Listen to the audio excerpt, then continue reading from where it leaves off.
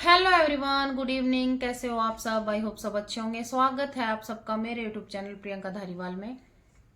तो गाइज, मैं शेयर कर रही हूँ आप लोगों के साथ अपने 10 साल की जर्नी। ससुराल में मेरे साथ क्या क्या हुआ था वो सब। तो गाइज, अभी तक मैंने आप लोगों को बताया था कि मेरी देवरानी के साथ मेरी सास और देवर कलेश करते हैं त्योहार ना आने पर। दरअसल उनके देवरानी के मायके में एक डेथ हो जाती है, जिसकी वजह से उसका त्योहार नहीं आता। उस वजह से वो गालियां तो हम दोनों को देते हैं, लेकिन मेन तो उन देवरानी के साथ कलेश था। तो देवरानी को तो मेरे देवर ने अटैची बाहर फेंक दी, कपड़े बाहर फेंक दिए। देवरानी तो चली गई थी। उसके बाद मुझसे देखा नहीं गया, मैं बोली तो मेरे पति ने मेरे साथ भी मारपीट की। तो गाइज, उसके बाद मेरी देवरानी 2.5 महीने तक अपने मायके में रही। 2.5 महीने तक ना मेरे देवर ने कभी उसका हालचाल पूछा और ना ही बेटे का। तो गाइज, 2.5 महीने के बाद मेरी सास थोड़ी बीमार हो जाती है और वो अपनी बेटी को भी बुला लेती है उस टाइम पे। उसकी मतलब मेरी ननद आई हुई होती है। तो 2 दिन तो मेरी ननद करती है उसका बीमारी में। उसके बाद क्या बोलती है देवर को कि ले आ अपनी बहू को, हम क्या नौकरानी लग रहे हैं उसके जो उसके घर का काम करे। मतलब ये कि देवरानी 2.5 महीने से गई थी, बिल्कुल उसका हालचाल नहीं पूछा, ना देवर ने, ना ननद ने, ना सास ने, ना ससुर ने। और जैसे उसकी माँ बीमार होती है, उसे 2 दिन काम करना पड़ गया, सिर्फ 2 दिन। तो उसको देवरानी मतलब याद आ गई कि अपनी बहू को ले आ। तो क्या बोलती है कि मुझसे नहीं होगा तुम्हारा काम, जाके ले आ। तो 2.5 महीने के बाद मेरे देवर जो है मेरी देवरानी के पास फोन करते हैं कि ऐसे ऐसे मम्मी की तबीयत ठीक नहीं है और घर आ जा, काम पड़ा रहता है, मम्मी की तबीयत ठीक नहीं है। तो देवरानी ने क्या बोला कि क्यों 2.5 महीने से मुझे मेरी याद नहीं आई, ना मेरे बच्चे की याद आई आप लोगों को। और मुझे अटैची फेंक कर, मेरे कपड़े बाहर फेंक कर मुझे भगाया था, ना कि मैं खुद आई थी। और अब 2.5 महीने बाद मुझे तुम लोगों को मेरी याद आई है, वो भी काम के उससे कि काम कौन करेगा। तो मेरे देवर फोन पे ही गालियां देने लगता है, चिल्लाने लगता है। लेकिन मेरी देवरानी उस टाइम पे मना कर देती है और फोन काट देती है। उसके बाद मेरे देवर को कुछ तो पहले ही बर्दाश्त नहीं हो रहा था। रहा सहा मेरी ननद ने आग में घी का काम किया। बोली कि ऐसे कैसे उसने फोन काट दिया, वहां पे जा, उसके मायके जा और वहां जाके तमाशा करके आ, आस पड़ोस में सुना के आ, उसकी भाभी को सुना के आ। जब तू वहां जाके तमाशा करेगा तो उसके बारे में भी लोगों को पता चलेगा और वो शर्म के मारे अपने आप आएगी, नहीं तो उसकी भाभी उसको लात मार के भगाएगी। मेरी ननद ने मेरे देवर को ये शिक्षा दी जो अब मेरे हस्बैंड को दे रही है, तो उस टाइम पे मेरे देवर को भी दी। तो मेरा देवर जाता है देवरानी के मायके। वहां जाने के बाद मेरे देवर वहां जाके जोर जोर से चिल्लाने लगता है आस पड़ोस को सुनाने के लिए। और फिर वहां पे उनका थोड़ा सामान वामान रखा जो होता है उसको भी तोड़ देता है, तोड़ फोड़ करता है मतलब। तो उस टाइम पे उसके पापा होते हैं, मतलब उनका थोड़ा खेत में, हमारी तरह खेत में ही घर बना हुआ है। एक गांव में है, एक खेत में है। तो भाई भाभी गांव गांव में रहते हैं, पापा खेत में। तो वो सीधा खेत में ही पहुंच जाता है जहाँ पे उन्होंने अपना छोटा सा घर बना रखा है। तो वहां जाके वो तोड़ फोड़ करता है। उसके भाई भाभी को भी नहीं पता होता था कि ये वो वहां पे गया हुआ है। देवरानी जो है वो वहीं अपने पापा मम्मी के साथ रहती थी। तो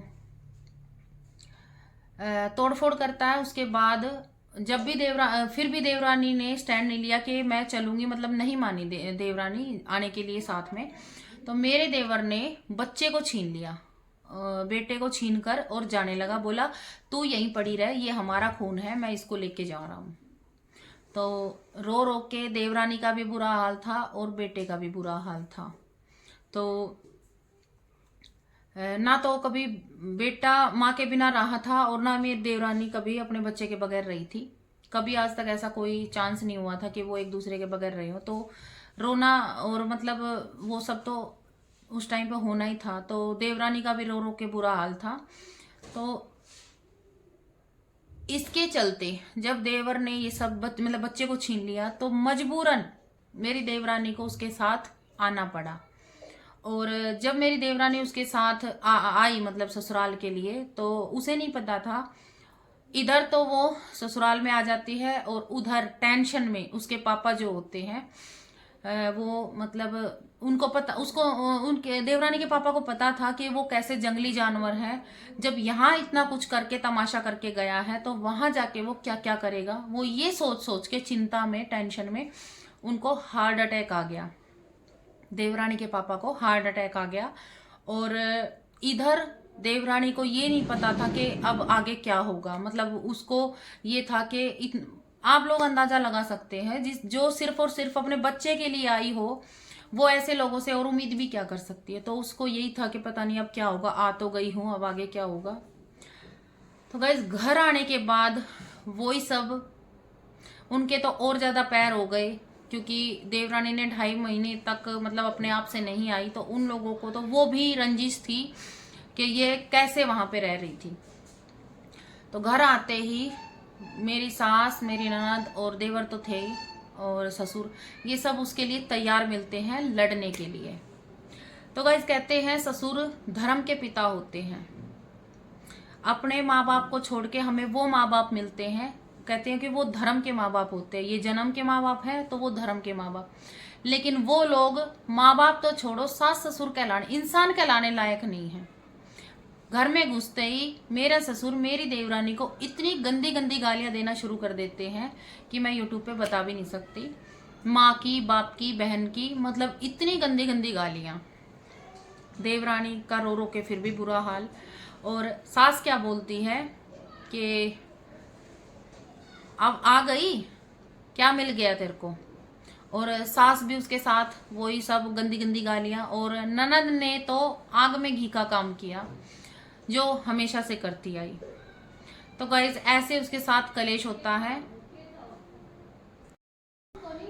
तो सास ननद ने तो देवरानी का जीना हराम कर दिया था, खाना पीना सब हराम कर दिया था। वो पूरा दिन काम करती और उनकी गालियां गलौज सुनती। उसके बाद भी देवरानी जब ऊपर रहती तो देवर नीचे अपनी माँ और बहन के साथ रात को 2-2 बजे तक मीटिंग करता था। मतलब उसी की बुराइयां, उसी की चुगली, और पूरे रात भर वो माँ बेटी उसको उसके खिलाफ भड़काती रहती थी। रात को 2-2 बज जाते थे। तो गाइस इधर तो इन सबको बर्दाश्त कर रही थी देवरानी, उधर उसके पापा एडमिट थे हॉस्पिटल में। तो इतनी टेंशन में भी मेरी देवरानी को जैसे ही ये पता चलता है कि उसके पापा हॉस्पिटल में एडमिट है और उनको अटैक पड़ा है, तो उसका बीपी लो हो गया और उसकी हालत और भी ज्यादा खराब हो गई। लेकिन फिर भी उसे घर का सारा काम करना पड़ता था। उसके बाद उसने मेरे देवर से रिक्वेस्ट की कि मुझे अपने पापा से मिलने जाना है, उनकी तबीयत खराब है उसी दिन से। लेकिन मुझे पता आज चला है, लेकिन तबीयत उनकी उसी दिन से खराब है, तो मुझे मेरे पापा से मिलने जाना है। देवर ने साफ साफ मना कर दिया। देवरानी ने हाथ पैर भी जोड़े कि मुझे मेरे पापा से मिलने दो, उनको हार्ट अटैक आया है, मुझे मेरे पापा से मिलना है। लेकिन देवर ने और सास ने इन्होंने साफ मना कर दिया। उसके बाद देवर और सास ये सब ऐसा मौका लगता है कि नहीं होते घर पे, तब मेरी देवरानी चुपके से निकल जाती है अपने पापा के पास मिलने के लिए। और जब वो हॉस्पिटल जाती है तो उसने अपने पापा से मिलने के बाद एक बार भी यहाँ का जिक्र नहीं किया ससुराल का, कि ससुराल में उसके साथ क्या हो रहा है। क्योंकि उसे पता था अगर ये सब मैं बताऊंगी अपने पापा को तो वो फिर से टेंशन लेंगे और पता नहीं क्या से क्या हो जाए। वो अपने पापा को खोना नहीं चाहती थी, इसलिए उसने अपना एक भी ससुराल की अपनी एक भी बात नहीं बताई अपने पापा को। तो गाइस पापा से मिलने के बाद वो वापस आ जाती है ससुराल। उसे डर तो था कि हाँ कलेश करेंगे, पर उसे ये नहीं पता था कि बात इतनी बढ़ जाएगी।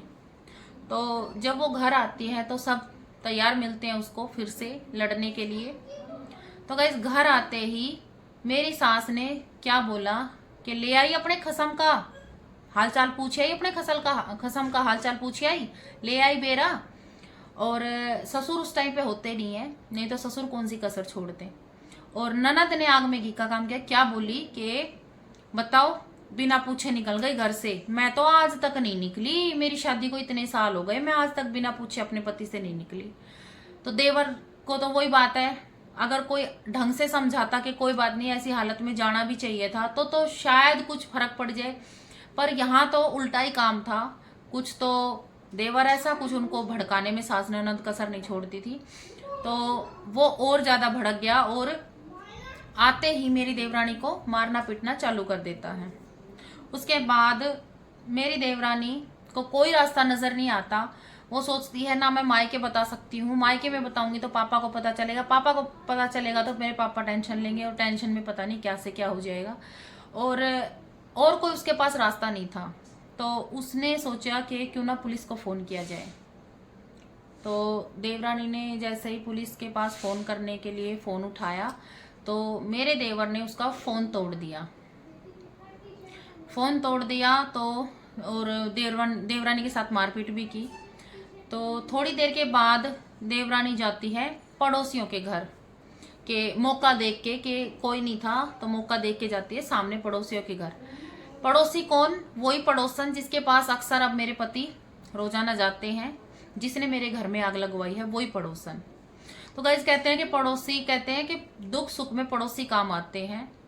और लेकिन वहां के पड़ोसी भी ऐसे हैं जैसे ये लोग, मतलब वो सोचते हैं कि क्यों इनके बीच में, वैसे मजे लेने स्वाद लेने तो सब आ जाते हैं लड़ाई में, लेकिन जब बात आती है ना मदद की, हेल्प करने की, तो सब पीछे हट जाते। क्या बोलते थे कि जब मेरी देवरानी उनके पास गई कि एक बार मुझे फोन की जरूरत है, मुझे फोन दे दो, तो वो क्या बोला कि हम तुम्हारे घर में बीच में नहीं पड़ेंगे, हम नहीं देंगे कोई फोन, हमें बुराई नहीं लेनी तुम्हारे घर वालों से।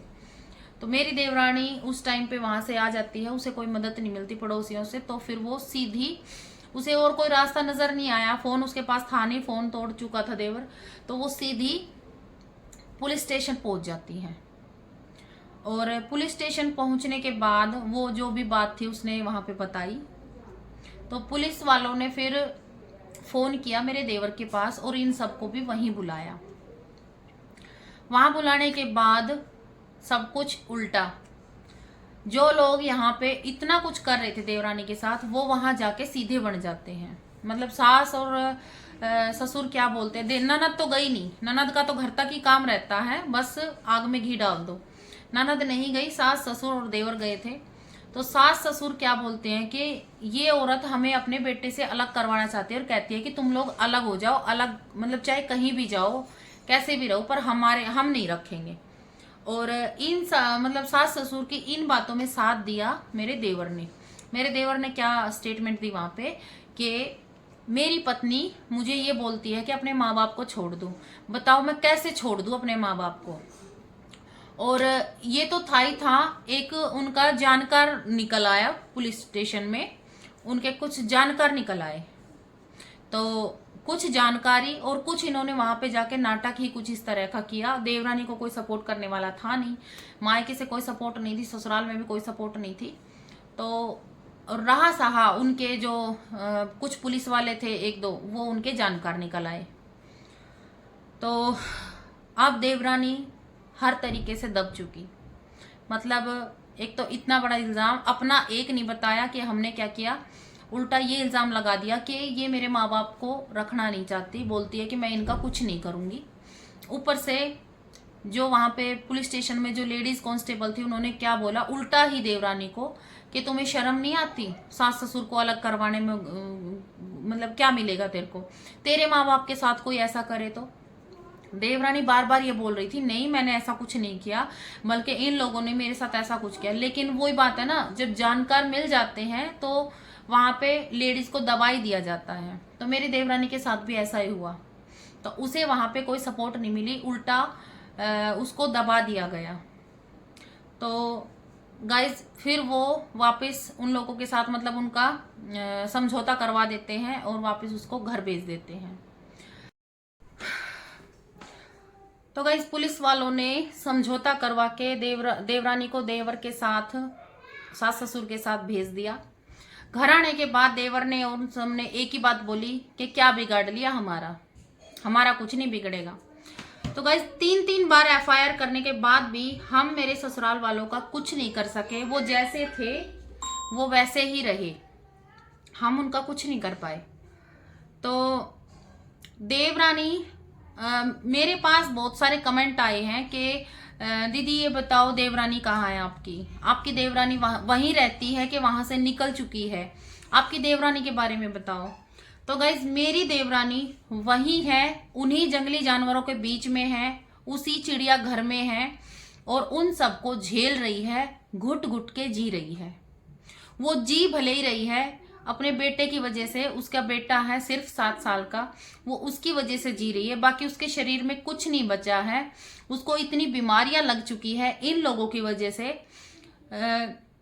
इतने कलेश में, इतनी टेंशन में वो इतनी बीमार रहती है। सर्वाइकल, थायराइड, पथरी, शुगर, उसको इतनी बीमारियां लग चुकी है शरीर में कि वो चल नहीं पाती है, उसको चक्कर आते हैं, इतनी हालत खराब है उसकी।